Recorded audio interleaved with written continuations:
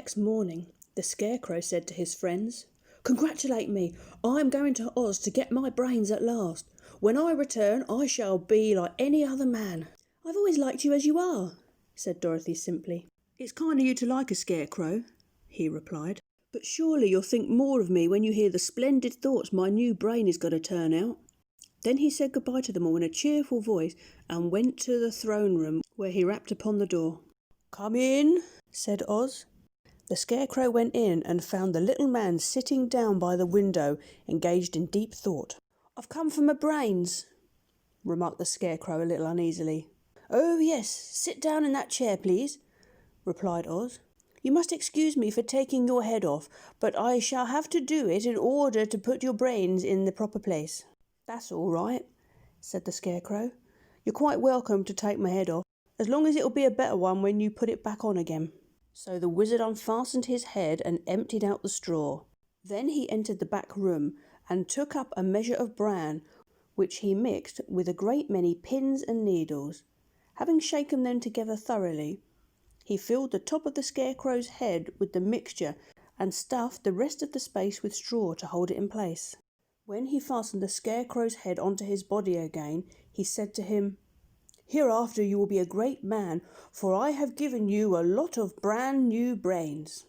The Scarecrow was both pleased and proud at the fulfillment of his greatest wish, and having thanked Oz warmly, he went back to his friends. Dorothy looked at him curiously. His head was quite bulged out at the top with brains. "How do you feel?"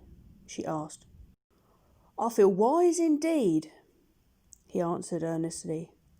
"When I get used to my brains, I shall know everything."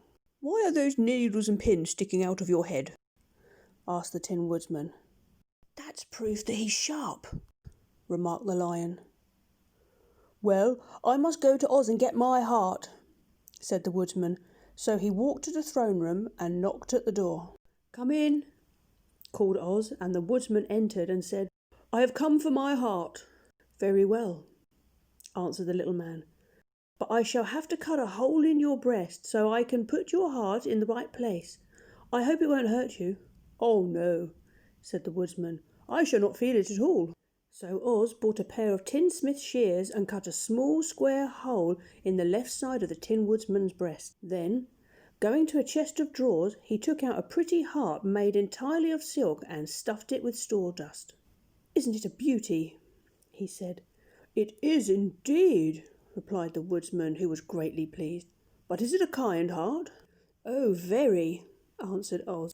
He put the heart in the Woodman's breast and then placed the square of tin, soldering it neatly together where it had been cut out. "There," he said. "Now you have a heart that any man might be proud of. I'm so sorry I had to put a patch on your breast, but it really couldn't be helped." "Oh, never mind the patch," exclaimed the happy Woodman. "I am very grateful to you, and I shall never forget your kindness." "Oh, don't speak of it," replied Oz. Then the Tin Woodman went back to his friends, who wished him every joy on account of his good fortune. The Lion now walked to the throne room and knocked on the door. "Come in," said Oz.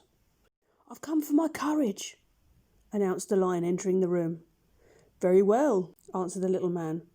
"I will get it for you." He went to a cupboard and, reaching up to a high shelf, took down a square green bottle, the contents of which he poured into a green gold dish beautifully carved. Placing this before the Cowardly Lion, who sniffed at it as if he did not like it, the wizard said, "Drink."